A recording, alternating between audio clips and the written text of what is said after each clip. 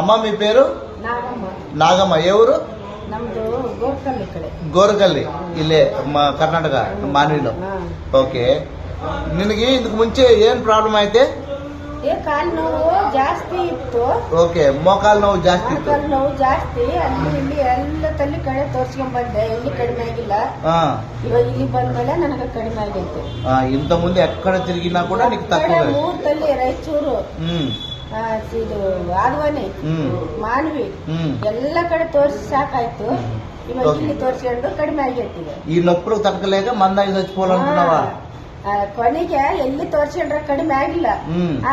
ಲಾಸ್ಟಿಗೆ ಎಣ್ಣೆ ಕುಡಿಯೋ ಪರಿಸ್ಥಿತಿ ಉಳಿದಿತ್ತು ನಮ್ಗೆ ಅಷ್ಟೇ. ಅಷ್ಟು ಅಷ್ಟು ಮಾಡಬಾರದು, అಷ್ಟು ಮಾಡಬಾರದು. ಅದು ಆ ತರ ಬಂದಿತ್ತಂಗ ఆ పరిస్థితి అలా ఉండింది. అట్లా వచ్చిండేది. ఇప్పుడు కడిమే అయిందా? ಹೇಳಿದ್ರು ಒಬ್ರು ಕಡಿಮೆ ಇವಾಗ ಪರವಾಗಿಲ್ಲ, ಇವಾಗ ಏನ ನಕ್ಕಿಲ್ಲ. ಓಡಾಡ್ತೀನಿ, ಎಲ್ಲ ಕಡೆ ಹೋಗಿ ಬರ್ತೀನಿ. చేను పోతున్నావా? చేనికి పోయలేదు ఇంకా, పని ఇప్పుడు ఏం లేదు కదా. Okay okay. ఇంటికాడ మరి ఇప్పుడు పోవచ్చు. తగ్గింది కదా బాగా? అందరికి చేయొచ్చా ఈ ట్రీట్మెంట్?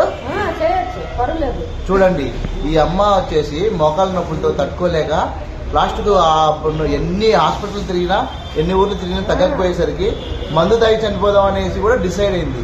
అలాంటి సిచ్యువేషన్ నుంచి ఇప్పుడు మన దగ్గరికి